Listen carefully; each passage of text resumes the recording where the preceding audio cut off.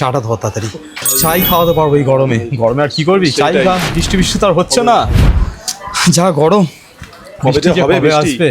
আরে আসবে না, কলকাতা ভাই, কলকাতা এমনি গরম। চ ভাই বই দেখে আসি, টিকিটটা কাটা হয়ে গেছে। তো আজকে শোনা ঠিক রাত্রিবেলা 9টার দিকে আসে, তুই কিন্তু রেডি থাকিস, তোকে আমি বাড়ি থেকে না রিসিভ করে দেবো।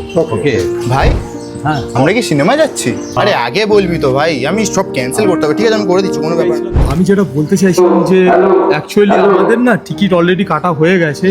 তো আজকে আমাদের নাইটে শো আছে, আজকে না মনে হয় তোর সাথে হয়ে উঠবে না আমাদের বইটা দেখা। তো actually we are getting late, আমরা পরে কথা বলি ভাই। ঠিক আছে, কি মাইন্ড করিস না ভাই।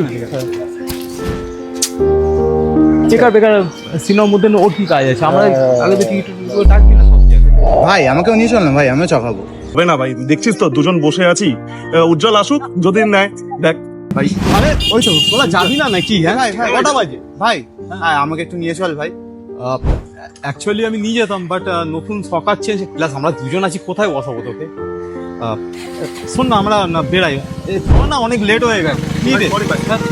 কি মাইন্ড করিস না ভাই। সরি ভাই, সরি। এরকম ভাবে আরে ভাই, কি রে? আরে ভাই দেখছিস তো একটা প্রবলেম আছে, কেন করছিস ভাই এরকম? শোন না, যা না এখান দিয়ে। আমাদের পাত্তা দেয় না, ছাড়, বাদ দে। গুরুত্বহীনতাই আমাকে একা থাকতে শিখিয়ে দিয়েছে। বাংলায় ওই একটা কথা আছে না, সন্ধ্যে থাকতে থাকতেই নদী পার হয়ে যাওয়া ভালো। আপনার কি মনে হয়?